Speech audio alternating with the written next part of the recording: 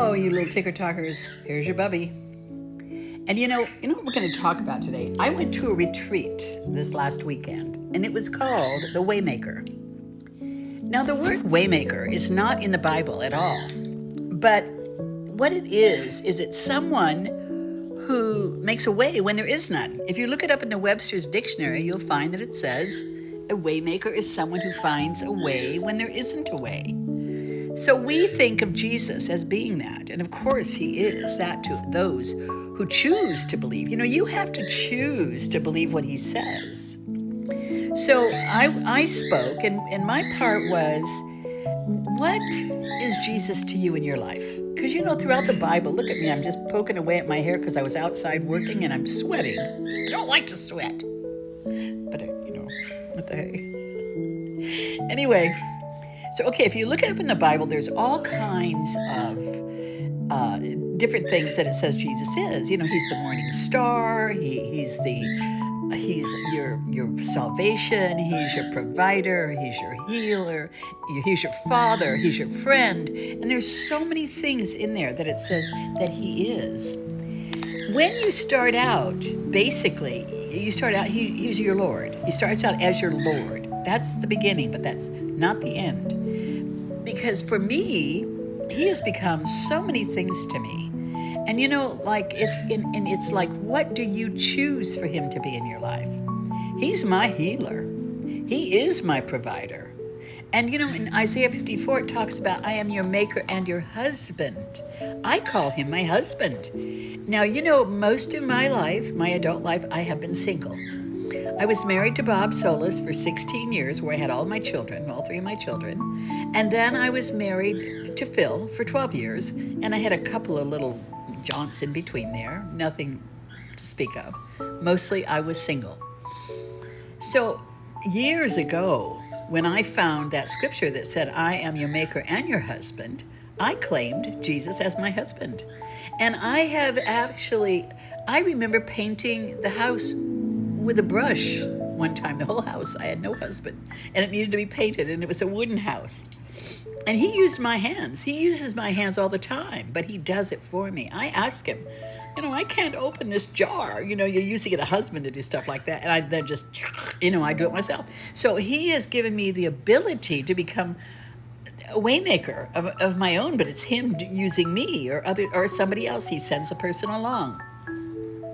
So for me, I have made Jesus everything. And even my daddy. The other day I was coming out of a meeting, and a woman said to me, I pray. I am the chaplain at that particular organization. And so I pray, and I always, I get up there and I pray. And she meets me on the way out, and she goes, I love the way you pray. You're so gifted at praying. And I said, all I'm doing is talking to my daddy. And when I heard myself, what I realized was, all my life, I missed having a dad, because my dad was an absentee dad. I never knew him really. And so I always longed for a good daddy. So when I said that to her, what I realized was that God had become my daddy as well as my husband and my Lord and my provider and my healer and everything else, because you know what? Whatever you choose, he will be for you. Whatever you choose. I choose to have him be everything for me. I don't know how you guys that don't know the Lord make it without him. I don't.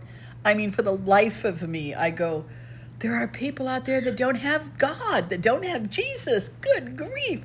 That is so sad to me. And especially as the times that we are in, we are coming upon times that are going to be so troubled, you guys.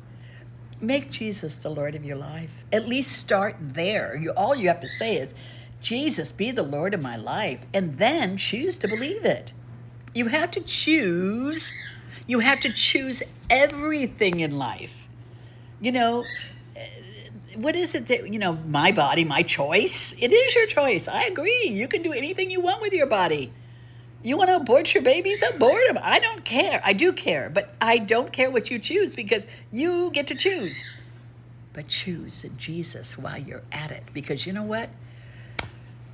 Things are tough out there. I would not want to be in your shoes without the Lord. So if you don't know him, you can make him your Lord so easy. All you have to say is, Jesus, be my Lord, come into my heart. That's all there is to it. And he will do the rest. You will find yourself not wanting to do some of the things that you did before. You'll go, oh, I don't really want to do that anymore. You don't have to make any choices other than choose him. He will direct your path from there. Yeah, that's what I think. And I'm sticking to it. I got the Lord as my husband, as my friend, he's everything in this house. My provider, my house painter, my jar opener, my Christmas tree bringer-inner. I mean, he's everything to me. And I hope he is to you. And buy my doggone book. Buy it on Amazon. There's 3 of them, you know. Hidden Treasures in Secret Places, Hidden Treasures in Dark Places, and Hidden Treasures in Plain Sight. All right? This is your friend, Velma Hagar. And you know what? Subscribe. You know, I got quite a few new subscribers lately. People are liking my videos. Hit on it, you guys. Hit on it. And say something. Say something to me. I love it when you talk to me. All right, you guys. Until next time. This is your friend, Velma Hagar, or your Bubby, saying, here's looking at you, kiddo. Bye.